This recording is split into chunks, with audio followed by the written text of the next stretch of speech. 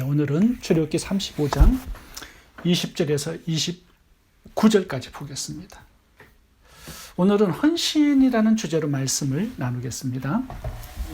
어제와 오늘 본문은 성전 건축에 필요한 재료 17가지, 그리고 그 재료들을 가지고 만들어야 할 기구들 34개를 소개하는 내용입니다. 오늘 본문에는 다양한 건축 재료들을 예물로 드린 사람들이 나오죠. 그리고 그 재료들을 가지고 성막 기구들을 만드는 기술을 하나님께 드린 사람들이 나옵니다. 그러니까 예물을 드린 사람들이 있고 기술을 들여서 헌신한 사람들이 있습니다. 백성들이 두 가지를 하나님의 성막 건축을 위해서 드리고 헌신한 것입니다. 오늘 본문을 통해서 하나님의 일에 어떻게 헌신해야 하는지 그 헌신의 원리를 세 가지로 살펴보겠습니다. 첫 번째 헌신의 원리는 마음입니다. 오늘 본문에는 총 51가지의 성막 건축에 필요한 재료들과 또 기구들이 나옵니다. 그런데 이것들은 눈에 보이는 재료들이죠.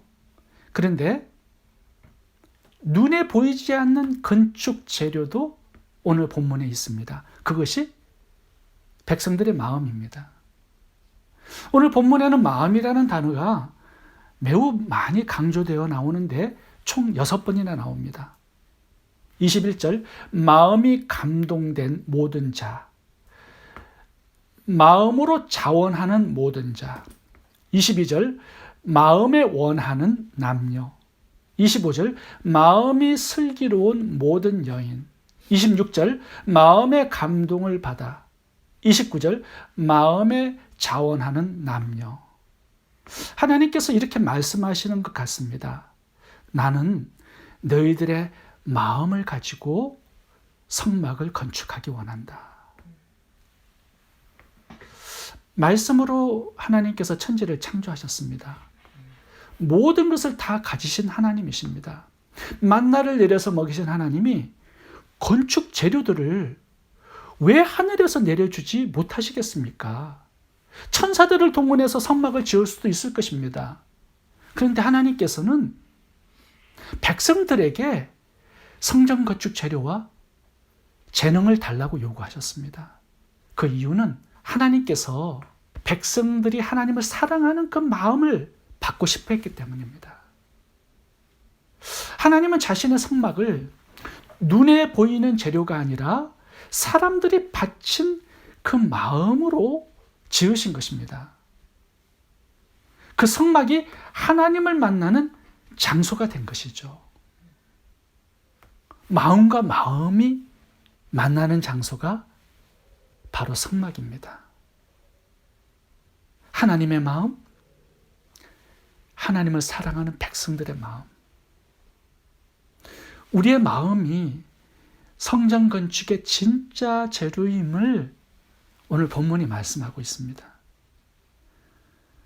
하나님은 우리의 마음을 원하시는데 우리는 단지 헌금 내고 다 했다고 생각할 수 있습니다. 교회 봉사 조금 해놓고 다 했다라고 말할 수 있어요. 그리고 나의 열심이면 충분하다라고 생각할 수 있죠. 시간만 드리면, 헌금만 드리면, 교회 봉사만 하면 다 되는 줄로 알고 있습니다. 그래서 마음만 빼고 다 드려요. 마음이 진짜 재료인데 마음을 빼면 뭐가 남겠습니까? 헌금도, 예배도, 사역도 마음은 드리지 않는 사람들이 많습니다. 구약의 이사야서나 말라기서를 보면 멸망 직전에 포로로 끌려가기 직전에 이스라엘 백성들을 보면 마음이 없는 형식적인 예배, 의식적인 예배를 드리는 거 하나님께서 꾸짖습니다. 신약의 바리새인, 서기관, 율법학자들 그리고 가룟 유다도 보시면 마음 빼고 다 드려요. 근데 하나님은 받지 않으셨습니다. 왜냐하면 하나님이 진짜 받기 원하시는 것은 우리들의 마음이고 사랑이고 경외이고 감사이기 때문이죠. 그렇다면 어떻게 마음을 드릴 수 있을까요? 오늘 본문에 감동한 마음, 자원하는 마음, 기쁨의 마음이 나옵니다.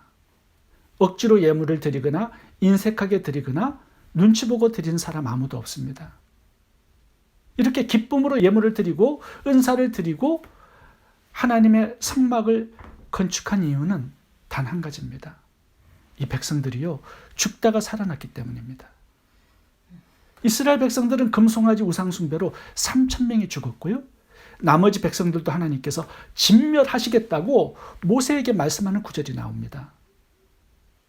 금송아지 사건으로 하나님의 마음을 상하게 해서 진멸당할 뻔했던 이스라엘 백성들입니다. 근데 하나님께서 용서해 주시죠? 긍휼히 얘기해 주세요. 가나안 땅까지 동행하시겠다고 마음을 바꾸십니다. 하나님의 용서와 자비, 긍휼이 이 백성들의 마음을 감동시킨 것입니다. 자원하여서 하나님의 일에 헌신하게 만든 동기가 되었습니다. 하나님께서 마음을 바꾸시고 모세에게 이렇게 자신을 소개합니다. 출애굽기 34장 6절, 여호와께서 그 앞으로 지나시며 선포하시되 여호와라 여호와라 자비롭고 은혜롭고 노하기를 더디하고 인자와 진실이 많은 하나님이라. 이 하나님의 자비의 마음을 백성들이 알았을 때 마음이 감동된 거죠. 이 좋으신 하나님께 헌신하고 싶은 마음이 생긴 겁니다. 이스라엘 백성들은 10가지 재앙으로 430년의 노예 생활에서 구원을 받았습니다. 장자의 죽음에서도 구원을 받았습니다. 불기둥, 구름기둥으로 인도함을 받습니다. 하늘에서는 만나가 떨어집니다. 홍해의 기적도, 생수의 기적도, 다양한 기적들을 보았습니다. 하나님의 시내산에서 직접 강림하셔서 백성들을 만나주셨고 음성도 들려주셨죠. 마음의 감동과 자원하는 마음은요, 하나님께서 베푸신 은혜가 얼마나 큰지를 알 때 생기는 것입니다. 우리는 어떻습니까? 예수님을 죽여서 우리를 핏값으로 사서 하나님의 자녀가 되게 해주셨습니다. 천국을 물려받을 상속자를 삼아 주셨습니다. 성령 하나님을 보내주셔서 우리와 동행하고 계십니다. 이런 구속의 은혜를 받은 우리들입니다.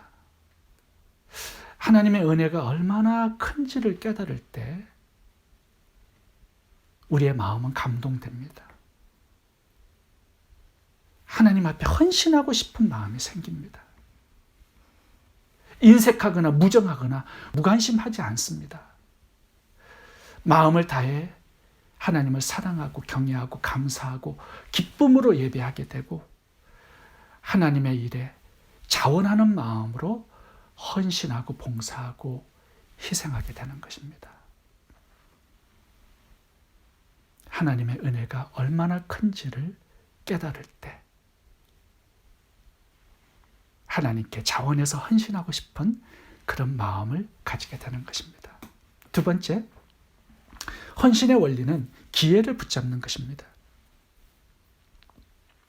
21절을 보시면 회막을 짓기 위해서 여호와께 드렸으니라는 구절이 나오죠. 이 회막이라는 단어를 묵상하면서 저는 한 가지 궁금한 게 이스라엘 백성들이 광야 40년 동안 몇 번이나 회막을 지었을까 궁금해졌습니다. 그래서 자료들을 찾아보니까 회막 건축은 오늘 본문에 단 한 번밖에 나오지 않습니다.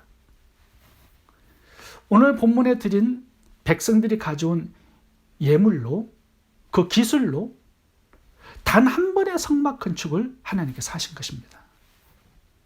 성막 건축을 위해서 예물을 드리고 은사를 드려서 헌신할 수 있는 기회가 단 한 번밖에 없었다는 것입니다.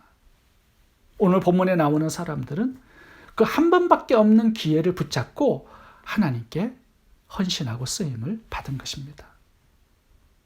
기회가 항상 있는 것이 아니다라는 뜻이죠. 가룟 유다는 제자로 부름을 받아 복음 전파의 사명에 헌신할 수 있는 기회를 가졌습니다. 이 기회 아무에게나 주신 거 아니죠. 그런데 가룟 유다는 그 기회를 무시하고 버렸습니다. 그 기회를 놓쳤을 때 다시 그 기회가 주어지는가? 아닙니다. 마태복음 25장을 봐보시면 달란트를 숨겨둔 한 달란트 받은 종이 나옵니다. 주인의 명령에 순종할 수 있는 단 한 번의 기회를 받은 것입니다. 근데 그 기회를 놓쳤을 때 다시 그 기회가 주어졌습니까? 아닙니다.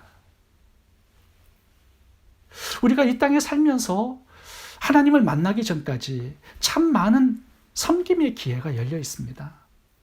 교회 봉사, 구제, 전도, 선교의 사명에 누구나 다 동참할 수 있고 누구나 다 헌신할 수 있는 기회가 주어져 있습니다. 그런데 바쁘다고, 시간이 없다고, 귀찮다고, 힘들다고, 연약하다고, 때로는 게으름 때문에 하나님이 주신 이 섬김의 기회를 놓쳐버리는 그런 경우가 참 많은 것 같습니다. 이제부터는 내가 가진 모든 것, 하물며 연약함마저도 주님을 위해 드리고 하나님의 일에 쓰임받는 그 기회를 붙잡을 수 있기를 바랍니다. 우리의 시간과 인생은 단 한 번밖에 없기 때문에 일생입니다.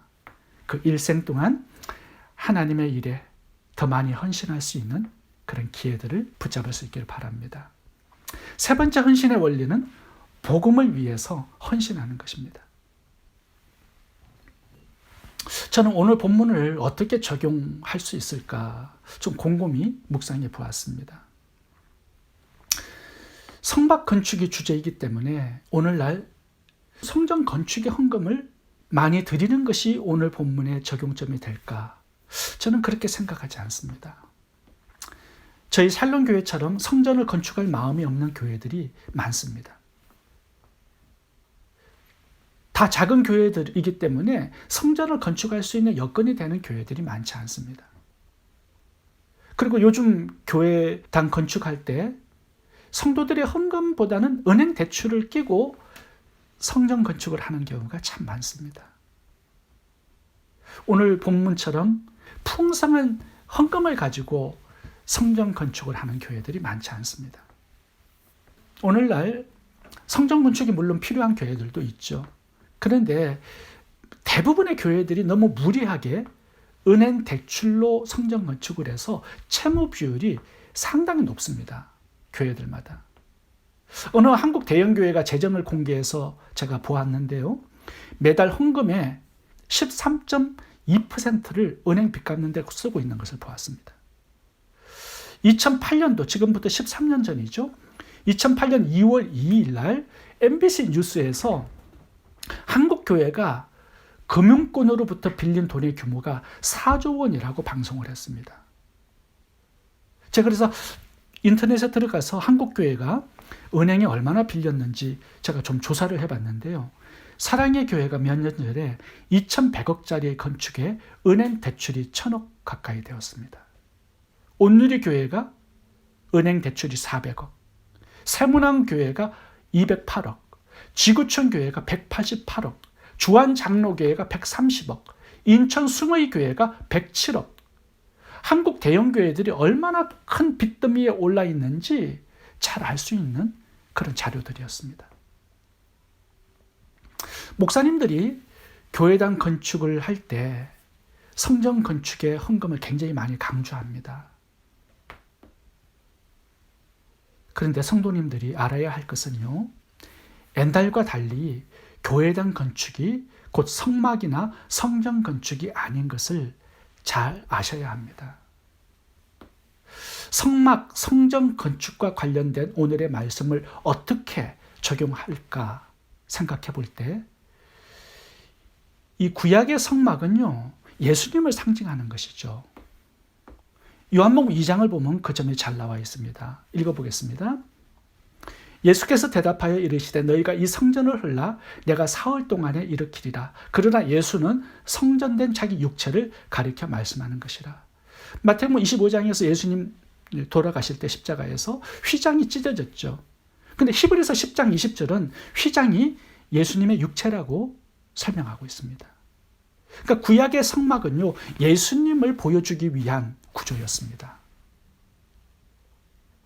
그러니까 오늘날 이 성막 건축을 적용할 때 어떻게 적용해야 맞느냐? 예수님을 땅끝까지 증거하기 위해서 아낌없이 나의 헌금과 헌신을 드리는 것이 바로 성전 건축입니다. 예수님이 성전이시고 예수님을 믿는 사람들이 성전이죠. 그러므로 세상에 예수님을 증거하는 전도와 선교의 사역에 동참하고 선교사님들이 복음을 증거해서 수많은 교회들을 세울 수 있도록 돕고 후원하는 데 동참하고 헌신하는 것이 오늘 본문의 성막 건축에 대한 바른 적용이라고 말할 수 있습니다. 예수님이 명령하신 선교의 사명, 땅끝까지 이르러 복음을 전하는 그 사명에 나의 마음을 드리고 예물과 은사를 드리고 헌신하고 동참하는 것이 바로 성전 건축입니다. 기도하겠습니다. 좋으신 하나님, 성막 건축을 위하여 자신들의 소유를 기쁨으로 드렸던 백성들처럼 이제는 성막과 성전 대신 예수님을 땅끝까지 증거하는 이 선교의 사명에 저희들의 소유를 드려 헌신하고 섬기게 주옵소서. 예수님 이름으로 기도합니다. 아멘.